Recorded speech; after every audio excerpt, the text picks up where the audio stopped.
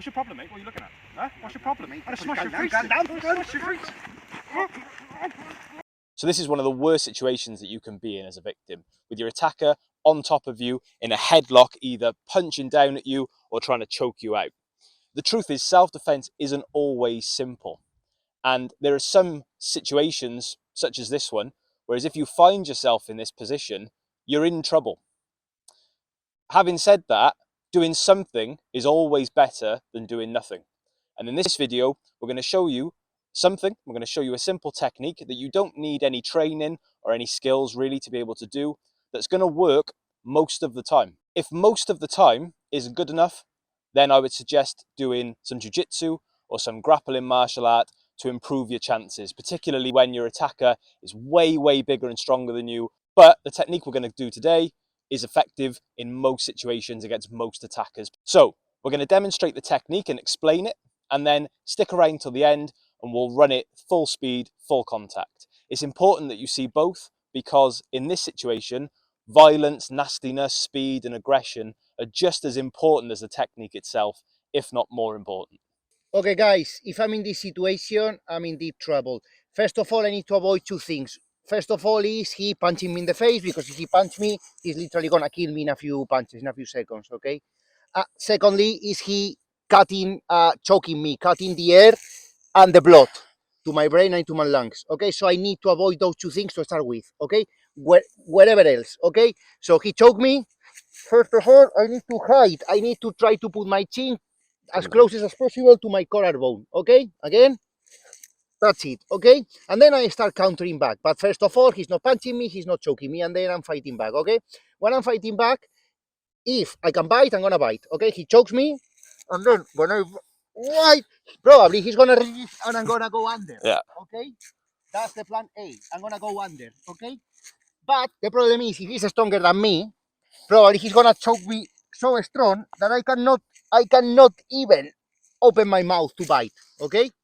Then second option, going for the balls, okay? Going for the balls, pan, pan, pan, and I punch him in the balls until he release.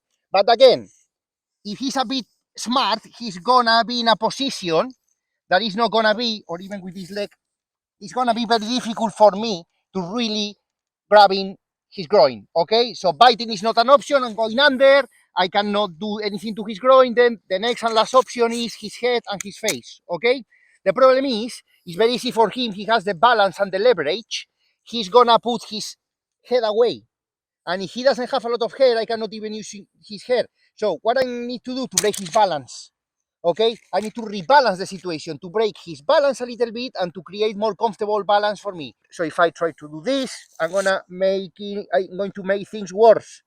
He's going to even put more body weight on me, and I'm going to trap myself even more. So first of all, I'm not panic. What I'm going to do is use my core strength, which is not great. You're going to be my belly in the video, actually.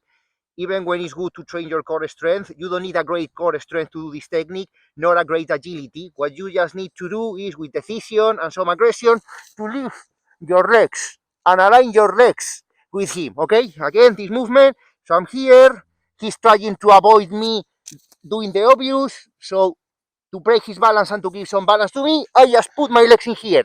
I cannot even use this hand, as you can see, no problem. In here I have in a better position, I have a better angle to apply pain on his nose, in his hair, in his neck, or in his eyes.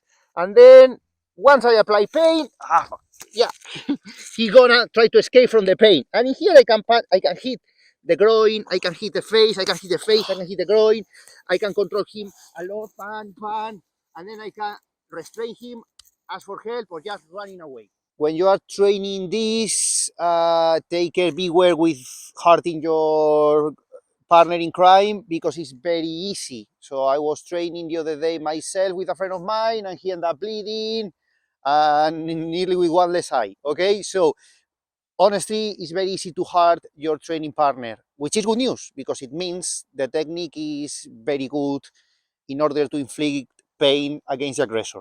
So guys, the scenario that we looked at today is not a simple situation whatsoever, but I think the technique that we gave you is going to give you a fighting chance. Try it at home with your friends, with your training partners, and let us know how you get on in the comment section. The good news is that headlocks from a standing position are a lot easier to defend yourself against. We produced a video about how to escape headlocks in a standing position, so make sure you check that one out. And guys, if you liked the video today, make sure you like and subscribe. It would really mean a lot to us and it really helps us out. It means you get to see more videos like this. Okay, thanks everyone. Thank you.